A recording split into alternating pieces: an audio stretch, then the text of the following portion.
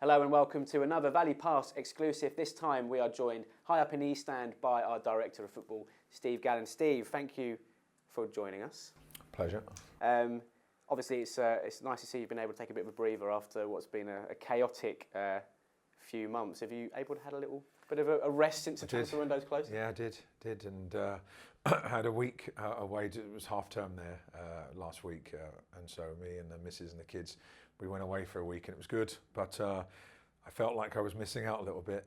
So I did have. I was listening to the lads and watching the Oxford game and the Portsmouth match, and I like them guys. I mentioned that to you before. I like them commentary lads. They're very good, and they're not biased towards Charlton at all. Them two, and they're very good, and it was two good results. Yeah, we're pleased to have them. Let's get into the nitty gritty. Let's talk about, I guess, the last year or the last 11 months or so.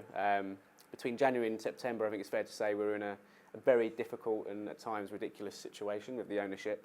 If we start at January, we know we were heading towards a survival fight with all the injuries we had and the run of form around Christmas time.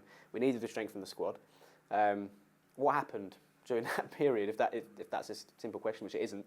I mean, we had that transfer embargo situation. I mean, at what point were you made aware that we were fighting against that? Well, I was made aware. Chris Parks found out because he's the one that communicates with the Football League in particular, and he received a message from the Football League and just near the start to mid-January that we were under an embargo, and it was me then that told the then chairman, Matt Southall, about this, and he pretty much said, look, don't worry about it, we'll get this all cleared up. And of course you believe that, why wouldn't you? And so we still went about our business, and when I say we, me and Lee in particular, about trying to sign players, and we went visiting players when we got permission from clubs to go and meet people, and so we were trying to bring a few in to strengthen the team. We knew we needed to do that.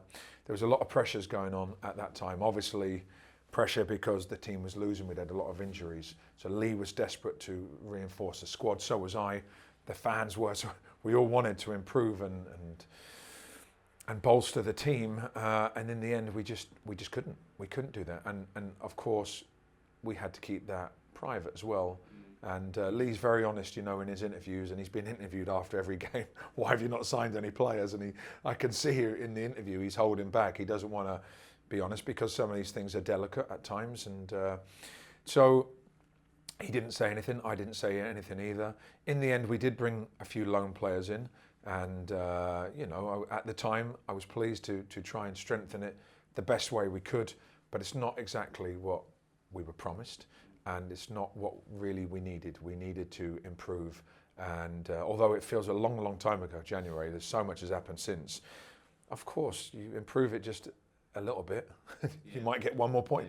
And I won't lie to you, I'm not one to look back that much, because so much is happening on a day-to-day basis anyway in football that you don't have time to sort of reflect that much. But it was a difficult period for myself, for the manager, for the team, the fans, for everybody. Of course, and for the club. I mean, was there a moment, obviously you talked about meeting players, we know Marcus Maddison was one of those. I mean, was it a case of the further into the month we got and the closer the window closing came that the penny started to drop, that something really wasn't right?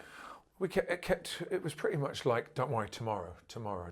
And I can see, Lee says this to me, and he said it to me a lot during the summer, the bit in between, obviously, when we got relegated and the restart.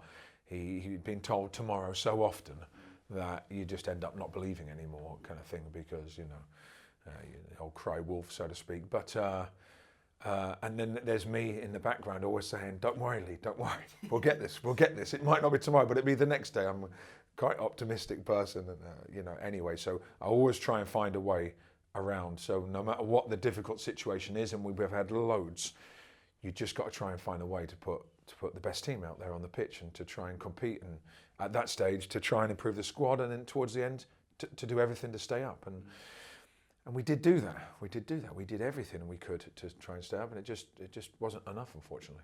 I mean, how frustrating was that for someone like you who's just trying to do their job to give us the best chance possible to stay up? And we did, despite everything, but despite all those hands tied behind your back, your hands, Lee's hands, the players' hands, really, because of the situation they were dealt, to get that close And as you said, one signing or one little could have thing, done 1 point, it, one referee decision could have made. Yeah, well, you don't know that exactly at the time. In January, we don't know if it's going to go down to the last day or whatever. But it is unbelievably frustrating because I'm not one of these people that just, does their job and picks up their paycheck. I want to win.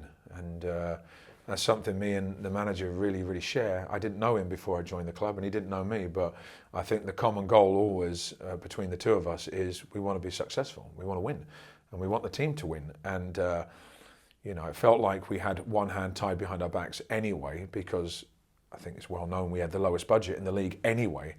And then it felt like you got two hands tied behind your back, but you don't show that publicly. You've got to fight for everything and hope that's going to be enough. So it was really, really frustrating, but you just try and find solutions in them difficult situations. That was actually going to be my next question. Under Roland, obviously we knew we had that budget situation, hands tied behind your back for different reasons. But I think it's fair to say with everything you've had thrown at you and the job we've done, despite all that, obviously getting up in the 18-19 season the way we did, even with those restrictions, it stood you in pretty good stead for whatever might come in the future, because actually now I guess it's still a tough job, but it's easier for you. Yeah, it is a little bit. Yeah, you're right. But I've actually never known, since I've been here, it not to be sort of chaotic. I don't really know it any differently. So, but this summer for sure was the hardest. January was very difficult, and then February and March, and leading up to all the events that happened off the field was difficult. This summer was definitely the most difficult. But you just find a way. You just find a way to do your best and get the best team out there, and that's what we've done. With Lee's help, luckily he's there all the time, because you're out there on your own. And that's what I wanted to say about January. You completely feel the responsibility. You completely. When you're seeing the team, and we've got young kids out there on a match day, and I know people are looking at me, come on, Steve, help us. And that's when you feel really, disheartened at times because you can't do loads about it. Obviously, the season ended in that horrible night in Leeds. We were sat together actually, weren't we? Yeah. You were peering over my shoulder at the laptop when that goal went in for Barnsley. Obviously, we know how hard it was to take that. But obviously, then the rebuild needs to start. Obviously, we were in the situation, we were in the ownership. We'd just been relegated. We were well behind all the other League One clubs anyway, because their season was curtailed. They weren't playing games. They were preparing already. Was it a case of waking up the next morning, dusting yourselves off and going, right, what now? Or was it a case of, right, we've got a plan, let's go? Or because of the chaos around the ownership, was there so much ambiguity? You remind me of things I've tried to push to the back of my mind, all these difficult things. Okay, all right, so I got back from Leeds about 1:30 that night, and of course my wife and kids they weren't up, they were gutted. They were gutted because they knew how much you put into it. It's your life. It's your life. That's it. Full focus on that. So it hurt desperately. I know it hurts you as well, and the fans. It hurts desperately. The next day we had an SMT meeting, maybe about 11 or 11:30, and as you can imagine, I really did not want to go on that Zoom call. Desperately didn't want to. In some ways, it was the best thing to get sort of back to work. It must have been the least enthusiastic I've ever been on that call, and so we had people on it. Tom Rubishaw was on that, and Tony Kahane and Emma and Ravi, and guys like that did so much work in that difficult period, March, April, May, behind the scenes, just to keep the club afloat and just to keep it going. And so we were back to work, so to speak, and in some ways I was glad, because it got me going straight away. I recognised that I can't be just feeling sorry for myself for 2 or 3 weeks. There's too much to do, and so I started work the next day and trying to get the rebuild. How did that rebuild work? Because obviously we didn't know what was going on. Well, the fans didn't know what was going on, and I think within the club it's fair to say we really didn't know what direction things were going to go in, because we had pending court cases, all this sort of stuff. We didn't know who's going to own us, what their intentions were if they were to own us, whichever group you're talking about. Who do you even answer to in that period of time? Who are you picking up the phone to? Do you know what? I'm not an expert in these things, but I'm learning as I go along. But What you have to do, or what I did do, is you just go tunnel vision. Like, I almost don't care. I don't care what's happening on the outside. I don't care about the ownership. I don't care about any of that. I care about getting the players in to get promoted. That's what I'm thinking the next day. And it sounds, I'm sure it sounds really weird now, and when I'm back to normal now, the window's closed, it feels strange even saying it, but I kind of make a decision that no one's going to get in my way. Nothing. Nobody. Not even the manager. Not even the owner. It sounds ridiculous, I know. I'm going to get the best players into this football club. No matter what money I've got, no matter how I'm going to do it, I'm going to get them into this football club. And I do that. And Lee, we had a lot of arguments in that period. But like, we're together. Don't worry about that. But because he knows I just go tunnel vision. But very well supported by him. Okay, at that period, behind the scenes, Chris Farnell, and in particular, was someone who was like leading things. But we also had the two gents in Romania, in my opinion, deserve a lot of credit. Marian and Claudio. They got a bit of stick from the fans, and I think Marian had to stick his neck out a few times where he didn't want to. And he got a bit of stick from the fans because of the court case and stuff like that, but he always had the trick up his sleeve. I believe that, and he wasn't telling me as such, but he was hinting at it to me. Don't worry, and I'm saying, don't worry, we haven't got this, we haven't got that, and he's still saying, Steve, just trust me, with a wink and a nod. Yeah, pretty much over the phone from Romania, but he got it right. He got it right in the end. He knew, and he deserves credit, and Lee also would give them two guys credit because they were always there. Whenever we had a problem, they were trying to help us find a solution. But yeah, what you do, just going back to the recruitment thing, you stick your neck out and you go to agents and you go to players and you say that you want them. That's the most important thing, I think, because when I was a player, the most important thing I wanted to hear from the manager or director of football or whoever was, we want you. So for someone like Ben Watson, for example, Ben turned down a contract at Nottingham Forest in the Championship. The manager at Nottingham Forest had said he was my leader, I want to sign him. He was going to get paid a lot more than we were paying him. But I had to go to Ben Watson and his agent and say, look, just come in, we will sign you. Now, he also is seeing this stuff in the media. How can you sign me? You're under an embargo. He's reading all these things. And that made it very difficult in the summer, at the start of pre-season. There was 4 or 5 players there in my hand, just going on, trusting me, I suppose. But yet they're reading all this other stuff. We're going to go into admin. We're going to be kicked out of the league. And so you just got to keep the communication lines open with these people and hope that they believe you. And quite a few did. And so in particular, Ben Watson, if we use him as an example, he trained with us for a couple of weeks, which is a risk to him. Imagine he'd have got injured while training with us, and then we come out of the embargo and we can't offer him a contract or whatever. So he took a risk, but it paid off because as soon as Thomas came in and was made official, we went straight in. In fact, Ben Watson had gone home. I rang him, said, get back here. He drove straight back. We signed him. It was the first signing. He played on that Sunday against Lincoln. So it's a situation where if things did go on a little bit longer, we would have lost people like him to another club. Yeah, we would have, yeah. Because he was wanted by other clubs, but he wanted to come here, in honesty. He wanted to come to this football club, and he wanted to play for Lee Bowyer, and he wants to play for Charlton. He knows all about it. He's from South London, so he's well aware of all the situations. So there was trust going on and communication, but it was difficult to keep it going every day because, again, it was another situation where tomorrow, and there was a lot of that. Go on for, yeah. Yeah, there was a lot of that, but we got it in the end. So Alex Gilby and Connor Washington were the two pre-takeover arrivals in the summer, but that wasn't straightforward either, was it? Because none of them are. Because I mean that was where the transfer embargo raised its head again. Because I mean, well, can you explain what the situation was? Because we thought we were under a certain scenario, but that, in fact, it was a different one. I can tell you this: like when I got Alex Gilby and I got Connor Washington too. So my job, negotiate with their. We want them players. Negotiate with their agents to organise the contracts to sign for us. Negotiate with their clubs because Connor was playing for Hearts. So I was speaking to Jim Jeffries at Hearts. a very nice guy, and negotiate with the MK Dons manager and Russ Martin and their chairman. So we organised all of that. We got them in, medicals, all passed, signed on the dotted line, sent off to the league. We had them here, took the photos. Shook hands with the lads, sent them home. They had said goodbye to their clubs. Tomorrow, and then we got a message from the Football League, you can't sign anybody. You're under an embargo. Now, we went back, we know that, but we've just lost these 12 players.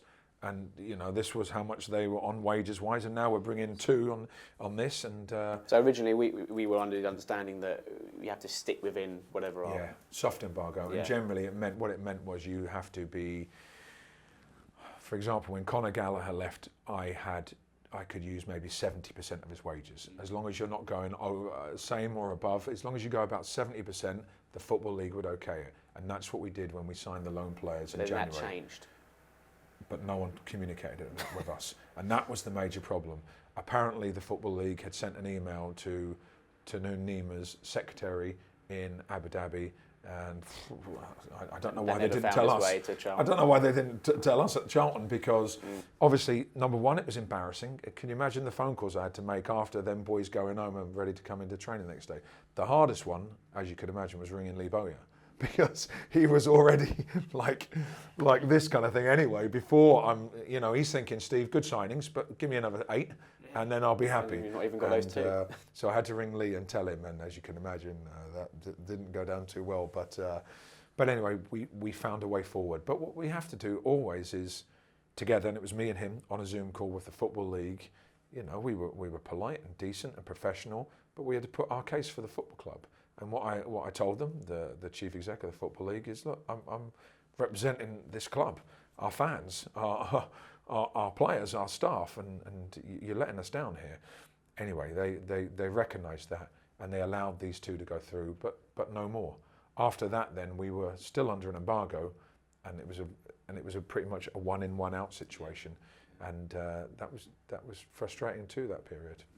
I mean, I think a lot of people were surprised that we could still, even before the takeover, get players of that calibre over the line. I mean, obviously, still Ben Watson was still around at that time, and as you said, you were convincing him to stick around and stuff like that. But does that speak volumes about our standing as a football club, that all you had to do was Google us at the time, and you could see that the chaos was all around us? Does that speak volumes about where we are, what we are as a football club, and that players do want to come to us? Or maybe it speaks louder about your powers of persuasion, I don't know. Combination. I'm not taking any credit there. I mean, combination of things with, like, the manager. He's got his promotion before, kind of thing, and he's improved players. So Alex Gilbey, if he's smart, and if his agent's smart, will be thinking, hold on a minute, Joe Rebo has gone there and has been there and gone on. Conor Gallagher has been there and done this. Josh Cullen has. So if they're smart, they're looking at that and thinking, hold on a minute, maybe we can go there and go on again, kind of thing. So there's always that, and obviously the club. I mean, this is a massive club in League One, and superb fan base, of course. And so they all know that anyway, the players, because anyone who's played it will recognise that. But also just a bit of trust. I'm getting a lot of phone calls at a time. Steve, you said this. You said you can do this by Monday, and now it's Wednesday. And there was so much of that, and you just got to take it on the chin a little bit and just hope that they stick with it. So Akin Fameo. We had that arranged for more than 2 weeks, and Norwich were getting fed up in the end when I was saying tomorrow. And but I believed that. I wasn't lying to them. I was being told tomorrow.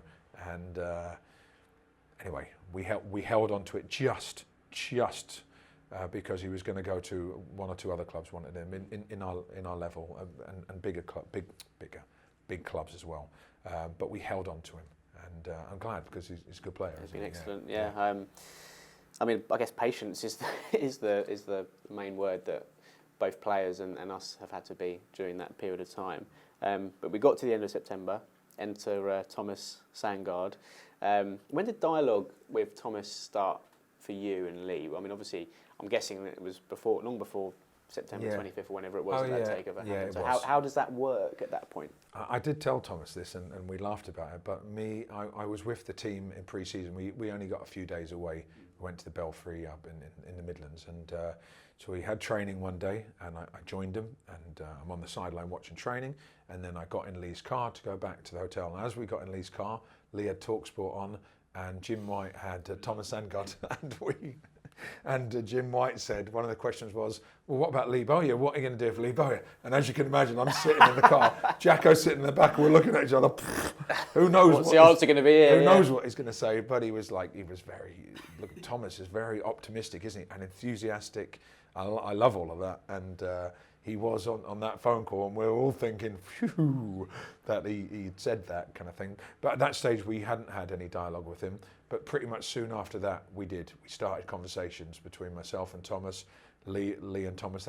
That for me was the most important. That the manager and the chairman, because like I said, Lee kind of has felt so many times in the last whatever year or stuff that he's been promised things and it's not been delivered, and he's thinking, wow, I'm getting promised again.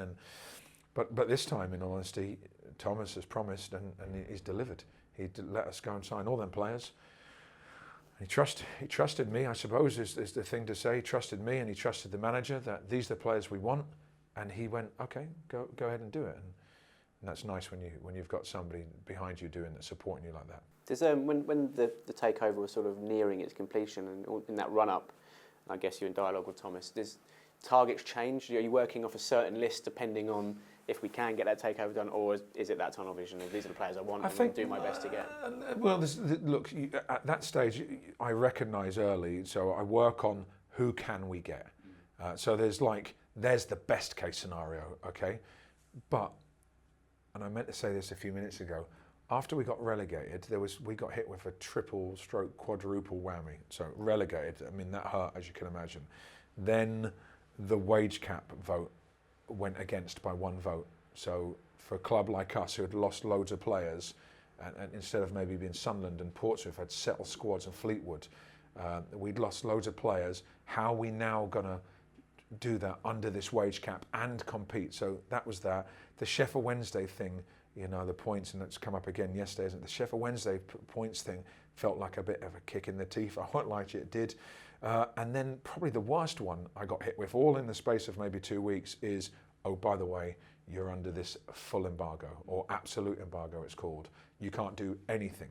And so our argument was, well, hold on a minute, we've got 9 players. Yep, there you go, you got 9 players, get on with it.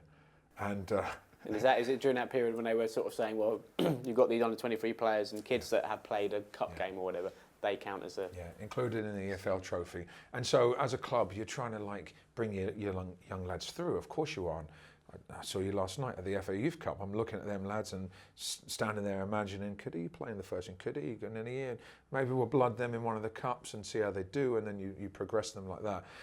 But then with that situation, you're thinking, why did we do that? That's now preventing us signing a senior player who's going to try and help us get out of this league. So there's always a balance to be had, of course, but we were not aware of any of these situations, and being told afterwards, of course, hurts. But at least we knew then, after all of that, this is what we can do, this is what we can't do. Going back to when Thomas came in, Thomas was very supportive and was saying, okay, here's some money, go and buy a player. And we inquired about a couple of forwards, and it fell through. But it wasn't because Thomas wasn't supporting us, it was the players chose that themselves, and that was their call, no problem. That happens all the time. You go for some player, you don't get him, you move on very, very quickly. And in the end, the forwards we brought in, me personally, I'm really, really happy with how that all went. But yeah, of course, I think it's fair to say that the chairman did say, here's some money, go and buy it. And is the trust completely put in you and Lee to identify those players, or is there any input of signing off? No, so I go back to him always and say, look, this is the players, these are the players. So I've always kept in touch with him. Send him a squad list, send him where the gaps are, send him the players that I think that can come in. And so none of them, in the end, when we got Paul Smith, for example, from QPR, he would have been well aware of him for a few weeks. That I'm keeping that one going. At the moment, I can't do it. Paul Smith was sub and coming on for QPR in the Championship. So I can't do it right now. But if QPR signed 2 or 3 players, and that's what I'm hearing on the grapevine, then there's a chance to maybe snatch him last minute. And that's what happened. I mean, the signings, they really did come thick and fast, didn't they, as soon as that takeover happened, which was great. Obviously, it makes you very busy, but what a relief that must have been for you, that the shackles were lifted and we could actually start building towards what we wanted to do, and that was get promotion this season, but get ourselves in the best position to do that. Yeah, it definitely feels like that. And so Doncaster came down here and beat us 3-1, and they deserved to win the game. I thought they were good. But it's strange, since then we signed a lot of players, and it would be certainly a tougher game now for Doncaster. That's what I can say. If we played them like next week or whatever, no guarantees that we'd beat them. Of course not, because football doesn't work like that. But we're in a better position, of course. And in the first few weeks, we were just doing the best of what we could at that stage. But even then, you're right. Other clubs had had maybe 2, 6 weeks, 7 weeks pre-season preparing, signing players. So Lee mentioned that quite a few times in his interviews. We were behind teams, and even now he's saying in his interviews we're doing a little bit better. We're ahead of schedule. Don't almost expect that we're not going to win every game. That's not going to happen. We have to understand that players, Marcus Maddison for example, they're still trying to get fit. They've had no pre-season. We mentioned the salary cap briefly earlier, but I mean, that was then the next challenge for you, wasn't it? I mean, how different does that make your job? Like when you're sitting there trying to, I mean, is it a case of you literally got a calculator out trying to work out what we can and can't do? I know it's so strange. Luckily, I got a GCSE in maths because I have to. But I've also got Chris Parks there, and so I go to him as well, and we got Emma Parker as well. So he's in charge of the finances. So look, I'm going to them and saying, look, what have we got? How much can I use? And then when they're saying that's fine, I then bring it to the chairman and say, look, this is what I've got, and this is the player, him or him, I could get, and there was a lot of, I don't even like saying ducking and diving, but towards the end, with Shinnie and Paul Smith, for example, we only had a little bit of money in the pot, and so you've got to find a way. In the end, George Lapsley went on loan, and he's a great lad. I can't speak high enough about George Lapsley, and Oztuma, great lads. Really, really like them boys. But in the end, by them two going out, I could bring in Paul Smith and Shinnie, and saved a little bit of money as well for the club. So I thought it was a good deal for us. That's what I thought at the time, and I think it's a good deal for them because George Lapsley's playing now for Mansfield, and Aussie's down at Bristol Rovers, and I thought good for them too. Mm-hmm. And it was nice in the end that we had a little bit left over for Adam Matthews, and that was a bit of a saga in the summer, wasn't it? Because he was training with us, he was here, and I think the fans given up hope that he was going to come back because he was so popular with us last season. And with Chris Gunter coming through the door, they thought, well, that's our right back now. So it must have been nice that we could go back and grab him. Well, he was still there, and we always knew that he was still there. And I did want to go in. I wanted the window to close and us have a little bit of money in our pocket, so to speak. I kept saying that to Lee. Let's not just use it on somebody to come through the door and maybe not be sure. And we did that last year with Adam Matthews. We didn't sign him or right back before the window, and then we picked up Adam Matthews a week or two after the window closed. And so we ended up doing that again this time. Wasn't the plan. We just didn't think we could get him. We tried to get him all through the summer. It wasn't to be. Chris Gunter's come in. I'll be honest, he's been outstanding, hasn't he? I mean, what a good signing. And I travelled down to Wales on transfer deadline night, the international one anyway. He was with the Welsh team. He was in his bubble and whatever. The Welsh FA allowed me and Adam Coe, the physio, to go down, and we spent the whole day down there. We signed him, and I knew when we did that, like, what an important signing. All that was in my mind was I had these papers, and Chris Parks usually looks after that, was I'm not leaving here till that lad puts his name on that piece of paper. Once he does, I'm just going straight back and giving it, Parksy, put that through the door now, do it. And so going back to Adam Matthews, I mean, look, the fans love him. We love him. He's a good player, isn't he? Again, he's a few weeks away maybe from being at his best, but we're using him where we can at the moment to support it. And so I think we'll see Adam Matthews at his best in a few weeks, to be honest. As well as all the incomings, we did have some outgoings, obviously. Tom Locklear was the first one, someone we did want to keep, and obviously he was followed by Macaulay Bonne. And Dylan Phillips finally on deadline days. Can you tell us a little bit about those situations and how it worked? Yeah, of course. So Tom Lockyer was wanted. So when we got promoted to the Championship, he was, and we couldn't keep Pat Bauer. He was my first choice. Let's go and get him. And there weren't too many others available on a free transfer at that stage who I think could come in and replace Pat. But Tom was one I thought we definitely can do that with. So we went strong to get him. In the end, he had a couple of other clubs. I believe Hull and Swansea wanted to sign him. QPR were keen as well, I believe. And he wouldn't sign unless the clause was in his contract. And don't blame him, his agent, who's looking after him. And I understand that, he's looking after him. They would not sign a contract unless we put a clause in he can be on a free transfer if we get relegated. Now, I spoke to Lee about it and said, what do you think we should do? And we both agreed, look, we've got to take the gamble. Will we get relegated? Well, we might do. Now, if you pay for somebody, you never have that clause in the contract. But because he's a free transfer, they have the strength in that negotiation. So, of course, I didn't want to have that in there, but we had no choice. And we got a good year out of Tom Lockyer. He'd done really, really well for us. He's a great lad. Everyone loved him. He's a good player. And they took up the option. Luton came in for him late. I thought we were going to keep him. It looked like we might keep hold of him at one stage. But Luton came in for him in the Championship. Credit to their chief exec, he rang me. He said, Steve, look, we're going to take Tom Lockyer. He didn't need to ring me. But I said, thanks for doing that. And it's important you keep them relationships going, because I went back to him 6 weeks later and said, look, come on, I helped you out of Tom. I didn't help him out, by the way, but he just took him. He just took him. But I said, I've helped you out there with Tom. We joked about it. Can you help me out with Andrew Shinney?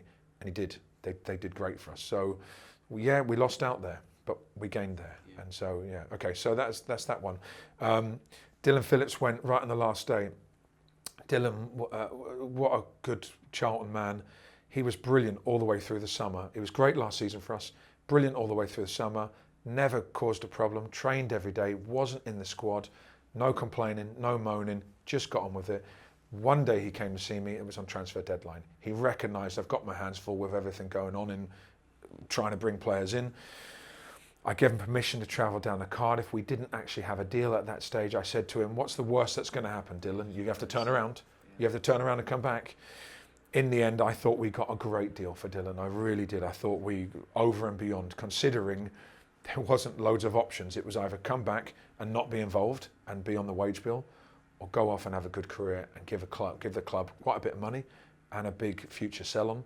So I thought it was a good deal for us, good deal for Cardiff, good deal for Dylan, and he handled himself well. And finally, you mentioned Macaulay Bonne. Yeah, again, I think it was a really, really good deal for Charlton Athletic. And although we played Sunderland, you know, just the day, and we drew 0-0, and then I come in, I see Macaulay score a goal, and I'm thinking, oh God, who did that? And of course it was me. But I still sent him a text and said, look, well done, great that you've scored on your debut, and I'm pleased that he's gone there and done well. Like I said, it was a good deal for us. And I knew I can get a couple of replacements. I just couldn't get them for that Saturday, unfortunately. And if we didn't do the deal then, the deal would probably have been dead. So in the end, there's some things that you don't always want to do. But I think with regards to Macaulay Bonne and Dylan Phillips, I think they were very, very good deals for Charlton Athletic. And that's always my main focus. So, I mean, we've all seen how well you and the manager work. It's a bit of a dream team, as the fans call it. But how would you describe your relationship with Lee Bowyer? Really good is the first thing. And, you know, I mentioned this to someone yesterday, during the transfer window, you know, like me and my missus, we get the kids to bed, and Riviera season 3 goes on at 10:30 or something like that. And next minute, Bo's ringing at 11 o'clock at night, and my missus is like, oh, here we go. Constant dialogue during them periods, and ideas, and you know, he has an idea or I have an idea, and we're back and forward, and a lot of support for each other when we think like, oh, this is not going to happen, or we can't do this, and you know, I'll give him a little lift, whatever, or he'll give me a little lift, and so we keep pushing each other along, and lots of challenges in some ways being set for each other, kind of thing. But I think the common goal is just this, like I mentioned earlier, the common goal is trying to be successful and giving everything for that to happen. In the last month or so, Thomas Sandgaard has been putting the building blocks in, as he calls it, to rebuild, I guess, this football club. Different people at different levels. Jed Roddy was thrown into the mix as technical director. Can you explain a little bit about how that dynamic works as far as the footballing structure goes? Okay, so new to the club. Jed's come in. He's a nice bloke. He's very well respected in football, and so of course I knew of him. I was the academy manager at QPR some years ago, and Jed was in charge of all the academies up and down the country. So we had quite a few conversations over the last few years, but I didn't see him then for a number of years. Our paths didn't cross, and so look, I think Thomas is right to bring in someone with his experience. He completely knows about the academy system because he's the one that came up with the EPP and put it into practice. And so, not that there's too many problems at our club, there's not. And I think Thomas has realised that now and is saying that publicly. But there's just some things that we need to tidy up in all areas. We're short-staffed, you know that. We're short-staffed in so many areas at the football club, whether it be the medical department, and it is. The academy is a bit short-staffed and we lose staff because they do so well. And the recruitment department is just me and the manager. And so I need some support, I need some help, you know, with these things. So the facilities, especially at the training ground, we need to make that better because we've not really done loads to it in a number of years. So all these things really need to be pulled together, and hopefully Jed can, with Thomas's support, can do that. Well, so to round up, it's been a very dramatic year or so. Dramatic is one word we can use. But we're now sailing on calmer waters, going well in the league, of course, going very well in the league. But we're not that far off the transfer window reopening again in January. Oh, really? So Do you already have one eye on that, or both eyes even, on because it's only, what, month and a bit away? Okay, so this is what really needs to happen now. I mean, my life is just much easier now because there is no day off during the transfer window, and that transfer window went on from the day we got relegated as opposed to last week when it ended. So, of course, you always have to have one eye on, and that's what I do, research. So this is research for me now. November, first couple of weeks in December, research. Who's out there? Who can improve us? Who can help us? Are they the right types? I think, again, publicly it's been said about the right types here. We signed a lot of men, we signed a lot of winners, and I like that, and so does Lee. I think we've got a good balance in the squad with age as well, you know, some senior ones, some younger ones, some footballers, some athletes, some strength, some height, you know, good kind of balance. So I think what we'll do is we'll look at it in the next few weeks in particular, and see if there's any gaps. Is there anything that we can improve on? What I don't want to ever do is just bring in a player for the sake of it. I'm never an advocate of that. I try to look inside. You know, Albie Morgan's played the other day, and he's done really well. And you know, I'm glad we didn't let him go out on loan somewhere. So he's done that, and now he's right in the manager's mind now. As actually, I can trust him. I can put him in again in the next game and the next game and stuff like that. So I'm glad we've got the younger lads pushing as well. You know, to Josh Davison. You know, I spoke to him last night. He scored a couple of goals now for Woking. They're playing in the FA Cup this weekend. I've wished him all the best last night. I'm sending a scout there to watch him. And so them lads maybe he could come back in and help us in January as opposed to looking outside. So all these things always in my mind. Brilliant, Steve. Lots to look forward to, I think, over the next, months and years, I think it's fair to say. It's been a pleasure, as always. Thank you for joining us, and more importantly, thank you for doing your part in helping to steer this club through some difficult times and keeping us at that level we want to be at. Doing my best. Yeah, doing my best. See you in January. Thanks, see you in January. Thanks.